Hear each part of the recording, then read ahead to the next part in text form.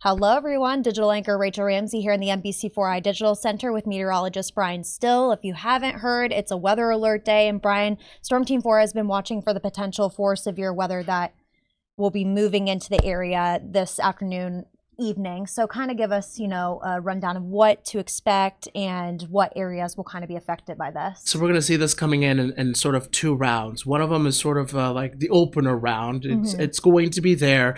The chance for a few isolated severe thunderstorms pushing through central Ohio. That's expected to arrive around the Columbus metro area sometime between 3-4 o'clock.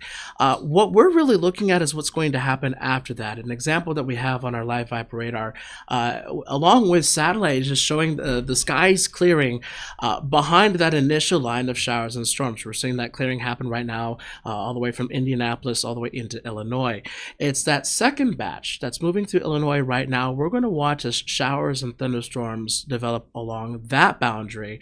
It's going to have a few more ingredients, we always like to say, to be able to develop, to become more unstable.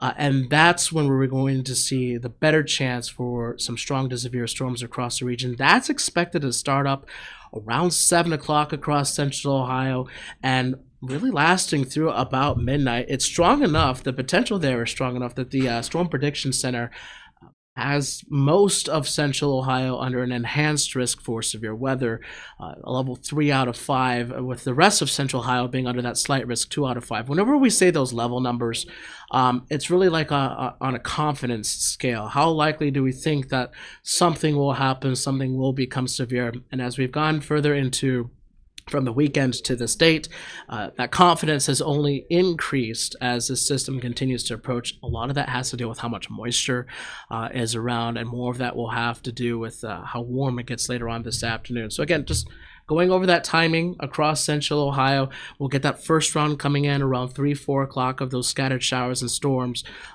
Some of them an isolated storm or two would be severe. Can't rule that out, but it's not going to be as likely. The better chance that we'll see for those higher tier storms will be 8-9 o'clock this evening. Most of us will be home from the evening commute at that time, and the big thing that we're tracking with this will be the potential for some strong winds, some damaging winds, gusts in excess of 60 miles an hour, the potential for large hail larger than an inch in diameter, some areas maybe more. There is a possibility for some isolated tornadoes with this system as well as it crosses through. It's not the biggest concern, but it is there nonetheless, so we'll definitely keep everyone informed with that. And we're also still looking at a small, albeit it's still there, but a small flooding threat across portions of central Ohio this evening as well. And I know, Bryan, this obviously isn't the first kind of big storm we have had here in central Ohio. So kind of just recapping, what are some tips that viewers should keep an eye out for and just make sure they are prepared basically if, their area is hit really hard with any, large hail or anything that we're expecting to see? So one of the things that we always press and ahead of a storm is preparation, and one of the things that we tend to talk about is redundancy in how you get notifications, whether it be through a weather radio that you may have at home. Most people don't, but it's a good investment. Me personally having one since before I had this career. Also just downloading the Storm Team 4 weather app to receive notifications on your phone as well, to watch us if we do have to stream or broadcast any storm coverage, and then also just know where you need to go if a strong to severe storm approaches, especially if one does have a tornado with it, where your safest spot in your home is, which would typically either be in a basement underground or the most interior room on the lowest floor, away from doors or windows.